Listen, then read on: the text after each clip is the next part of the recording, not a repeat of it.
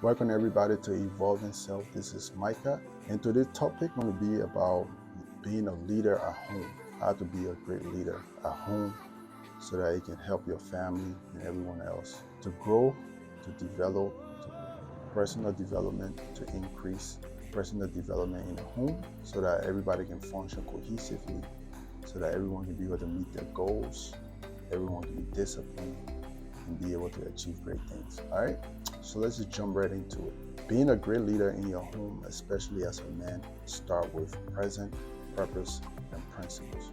Those three key things have to be fulfilled in order for you to be a great leader at home. It is not about dominance, dominating or controlling, but servant leadership, strength through humility, and building a legacy with love and wisdom, right? Okay. Here are a breakdown of key traits and actions that define a great leader at home. Okay? The first characteristic of a great leader at home, you have to lead with love, not fear. No one should be afraid of you in your house. You have to lead with love. When you correct because you love your family. You correct because you want change. You want people to become better. So you don't just always use fear tactic to be influenced, to be influential in your home, right?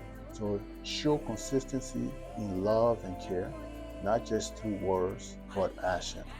Create a safe emotional space where your family can be vulnerable, disciplined, with patience, with guidance, but not anger, right? So you have to create a space for everyone, for people to feel like they can express themselves, they can be vulnerable, because you create that environment for that to occur, right?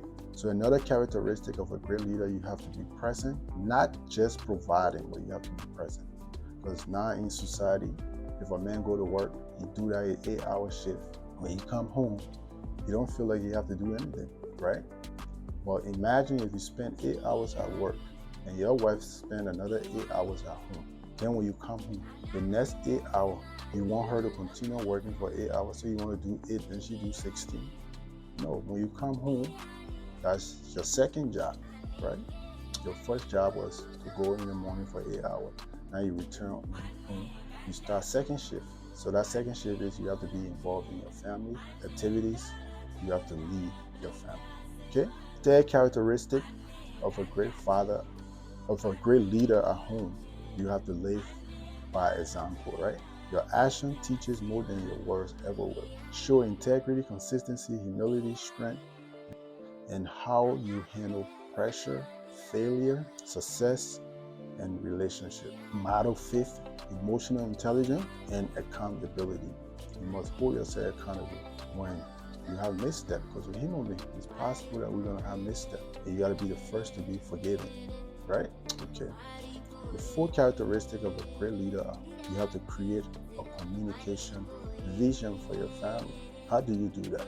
Right? You got to share dreams and plans with your family. It shouldn't just be, this is my dream. Whatever plans you have to share with your family, so that everybody can be aware.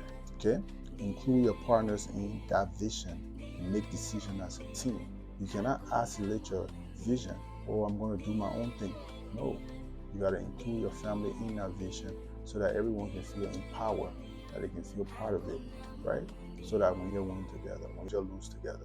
But now if your vision only belongs to your one and failures occur, everybody gonna be there. You keep failing because you're not getting us involved. You're not getting the ones and twos.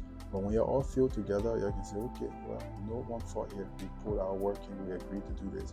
We just feel, let's just do the next thing, all right? Another thing, you have to serve first. If you want to be a great leader, you got to be somebody that serves. We like to talk about the characteristic of Christ in the Bible. He always served. When he feed those 1,000 people in the Bible, he was there handing the food to the people. He wasn't just sitting down and say, oh, I'm a king. No, he served his people, right? That's what he came for. Leadership is service. Be the first to forgive, the first to sacrifice, the first to step up when things get hard. Okay? Whether it does what it is doing, dishes, handling emotional labors, or stepping in when everyone else is tired, your actions set the tone. Whatever action you take, that's what the family gonna go by. But if you sit down, you don't do nothing. If I wake up in the morning, I'm on my phone, and my son wake up, What do you think you're gonna ask me? Dad, can I get on the phone? Can I get on my tablet? But if he wake up and see me reading a book, he can't ask me to get on the tablet because the first thing I will say, you can't see me reading a book. You need to go read a book. If I wake up and I'm washing dishes and my son see me washing dishes, he asks me to go on the tablet, I'll tell him, can't help me not do the dishes. If I'm taking out the trash, and my son wake up, he see me taking out the trash, and he say, let's help me not take out the trash, right?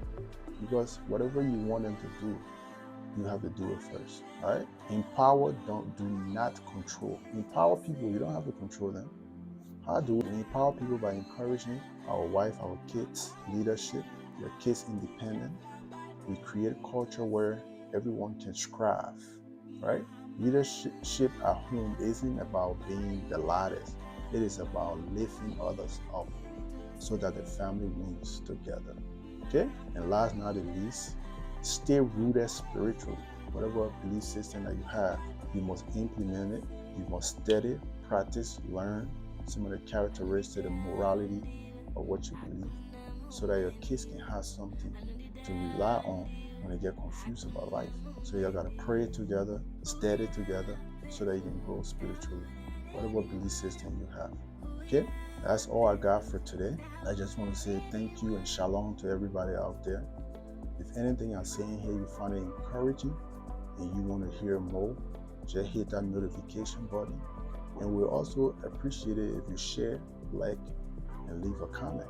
Because when you do these things, it helps the channel to grow. And for those out there that haven't come across this content, so that they can be able to see it, right? By you sharing it.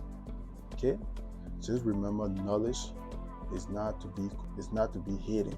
Knowledge needs to be shared so that it can make the world a better place. So if you acquire knowledge, the only way knowledge can manifest itself into our society so that we can grow as people, we must share that knowledge with each other, right?